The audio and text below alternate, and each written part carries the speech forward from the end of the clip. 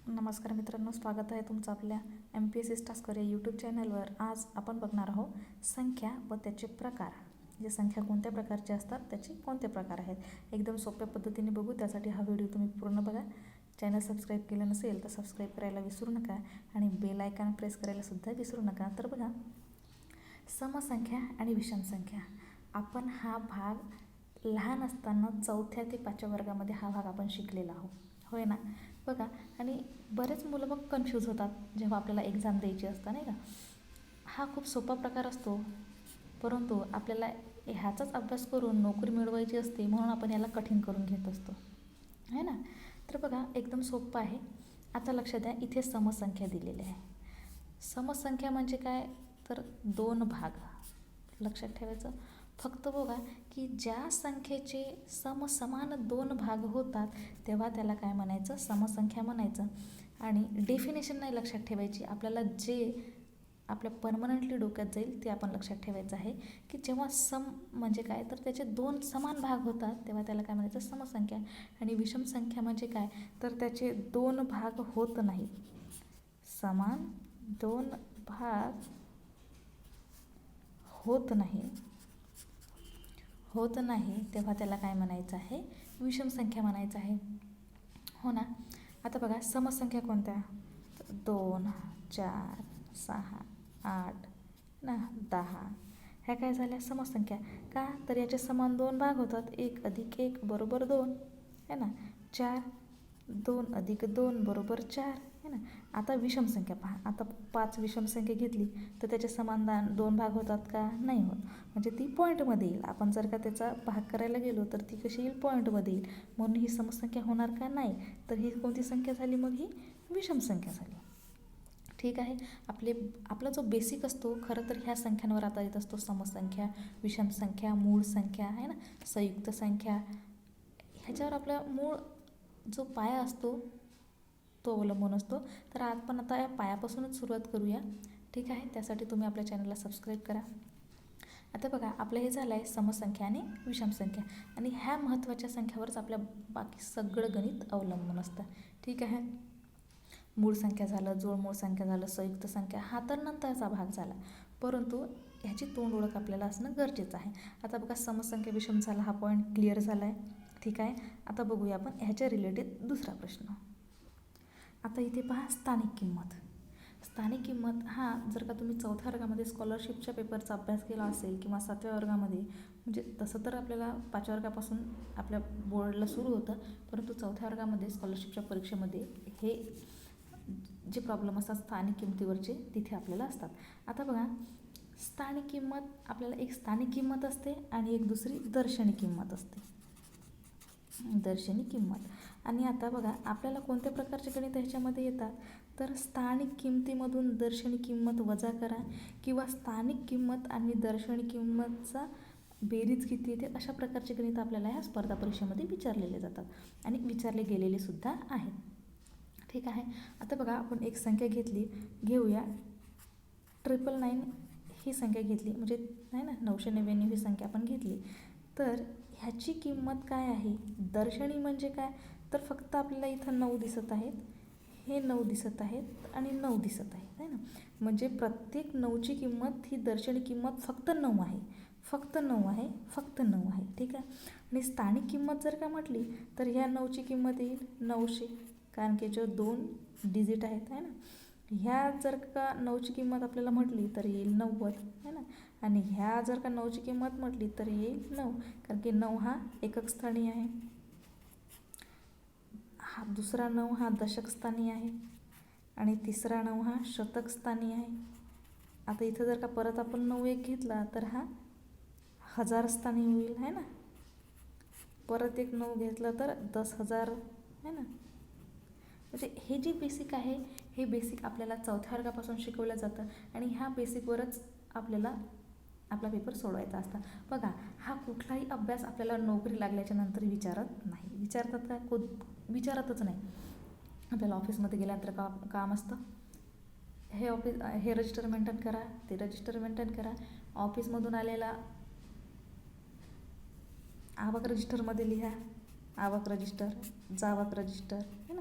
म्हणजे ह्या प्रकारचे रजिस्टर आपल्याला तिथे मेंटेन करावं लागतात. हा अभ्यास आपल्याला तिथे विचारत नाही, परंतु हा अभ्यास आपल्याला करायचा आहे ना, करायचा आहे. मग मन लावून करा आणि 1 ते 2 वर्षामध्ये संपवा आणि आपण नोकरीला लागा आहे ना. तर त्यासाठी आपल्याला डीप स्टडी करणं गरजेचं असतं, कन्सेप्ट क्लिअर करणं गरजेचं असतं. ते कन्सेप्ट आपण इथे क्लिअर करून घेऊया. ठीक आहे. आता इथे बघा नैसर्गिक संख्या. तर नैसर्गिक संख्या किती आहेत? मोजता येत नाहीत. किती आहेत? अनंत आहेत. किती आहेत? अनंत. आणि त्याची सुरुवात कुठपासून होते? तर त्याची सुरुवात ही 1 पासून होते. 1 2 3 4. तर डॅश डॅश डॅश डॅश. का? तर आपल्याला मोजता येत नाहीत एवढ्या नैसर्गिक संख्या आहेत. ठीक आहे. ही सर्वात लहान संख्या नैसर्गिक कोणती? तर 1. आपल्याला पेपरमध्ये अशा प्रकारचे प्रश्न येतात की सर्वात लहान नैसर्गिक संख्या कोणती? तर 1. ठीक आहे. आणि बघा ह्याच नैसर्गिक संख्येमध्ये आपण जर का 0 पासून सुरुवात केली, 0 1 2 3 4 आहे ना, 3, तर हे कोणत्या झाल्या? पूर्ण संख्या. काय झाल्या? पूर्ण संख्या. म्हणजे त्यात 0 मिसळला तर त्या पूर्ण संख्या झाल्या. आता बघा पूर्णांक संख्या. पूर्णांक संख्या. तर बघा पूर्णांक संख्या कोणत्या? ही एक संख्या रेषा काढली आपण, 2 भाग केले है ना. 1 2 3 -1 -2 -3. हे आपण शिकलो आहे, सगळं शिकलो आहे, पण आपल्याला आठवत नाही आहे आता, म्हणून त्याचं आपण रिव्हिजन इथं करायचं आहे. ठीक आहे. ह्या झाल्या कोणत्या संख्या झाल्या? पूर्णांक संख्या झाल्या. ठीक आहे. तर आपल्याला जे जे महत्त्वाचं आहे, जसं जसं आपल्याला येईल तसं तसं आपण त्या कन्सेप्टसुद्धा क्लिअर करत जाऊया. ठीक आहे. आता बघा रोमन अंक हा पाठसुद्धा खूप महत्त्वाचा आहे, कारण की पेपरवर ह्याच्यामध्ये एकतरी क्वेश्चन आजकाल येतो आहे ना. आता बघा देवनागरी लिपीमध्ये आपण 1 2 3 4 5 अशा प्रकारे लिहितो. तर रोमनमध्ये त्याला 1, आपल्या MPSCच्या पेपरमध्ये जे ऑप्शन असतात त्याला असंच लिहिलं असतं, रोमन अंकामध्येच लिहिलेलं असतं. तुम्ही जर का निरीक्षण केलं असेल तर. ठीक आहे. 4 है ना, अशा प्रकारचं 5. म्हणजे हे सुद्धा आपल्याला आता करणं गरजेचं आहे. म्हणजे एक्झामसाठी काय काय प्रिपेअर करायचं आहे ते या व्हिडिओत आपण बघणार आहोत. त्यासाठी व्हिडिओ पूर्ण बघा. तर आता फक्त प्रश्न आपल्याला असा नाही विचारणार की आता समजा लिहायचं आहे 20, तर रोमन अंकामध्ये कसं लिहिणार? रोमन अंकात कसं लिहायचं आहे? तर 2x म्हणजे झाले 20 झाले आहे ना.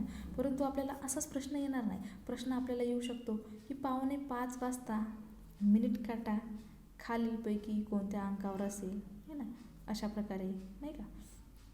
किंवा आपल्याला XX म्हणजे 20 देऊ शकतात आहे ना, त्याला वजा 9 आहे ना. तर अशा प्रकारचे आपल्याला गणितं येऊ शकतात. ठीक आहे. त्यासाठी आपल्याला रोमन अंक जी तोंड ओळख आहे, म्हणजे ह्याची नोट्स मी तुम्हाला खाली देणार आहे आपल्या टेलिग्राम चॅनलवर. टेलिग्राम चॅनलची लिंकसुद्धा तुम्हाला खाली मिळणार आहे. ते आपलं चॅनल जॉईन करायचं आहे तिथे. ठीक आहे. तर अशा प्रकारे आज आपण तोंड ओळख करून घेऊया फक्त, की आपल्याला कशा पद्धतीची गणितं एक्झाममध्ये येतील. आता इथे लक्ष द्या, 1 ते 100 वरील जे अंक आहे, ह्या अंकावरील प्रश्न आपल्याला हमखास पेपरमध्ये विचारले जातात.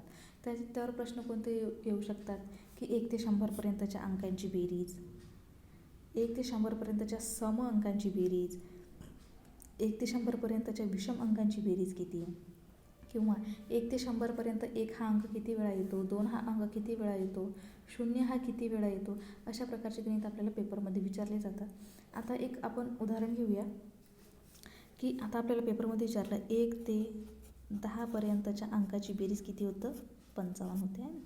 आता ही लॉजिकली कसं लक्षात ठेवायचं बघा. आणि नंतर 11 ते 20 पर्यंतच्या अंकाची बेरीज 155. आता 21 ते 30 पर्यंतच्या अंकांची बेरीज 255 ना. 31 ते 40 या अंकांची बेरीज 355 ना. 41 ते 50 या अंकांची बेरीज 455. 51 ते 60 ह्या अंकांची बेरीज 555 है ना. 61 ते 70 ह्या अंकांची बेरीज 655. 71 ते 80 ह्या अंकांची बेरीज 755. 81 ते 90 ह्या अंकांची बेरीज 855. आणि 91 ते 100 ह्या अंकांची बेरीज 955 है ना. आता हे लॉजिकली कसं लक्षात ठेवायचं बघा. 1 ते 10पर्यंतच 55 आहे आपण लक्षात ठेवू शकतो.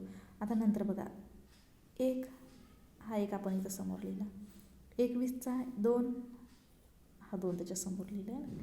म्हणजे 31 ते 40 3 समोर लिहायचं आहे, 41 ते 50 4 समोर लिहायचं आहे, 51 ते 60 5 समोर लिहायचं आहे, 61 ते 60 6 समोर लिहायचं आहे, 71 ते 80 7 समोर लिहायचं आहे, 81 ते 90 8 समोर लिहायचं आहे, 91 ते 100 9 समोर लिहायचं आहे. आहे ना सोपं, सगळं सोपं आहे, फक्त आपण ते कठीण करून घेतलेलं आहे. ठीक आहे. आता बघा, जर 5व्या वर्गातला मुलगा असेल त्याला जर का म्हटलं 5 + 4 + 9 + 3 बरोबर किती होतात रे, तर ते लगेच सांगणार 9 9 18 18 आणि 3 21. परंतु हेच जर का प्रश्न MPSCमध्ये आला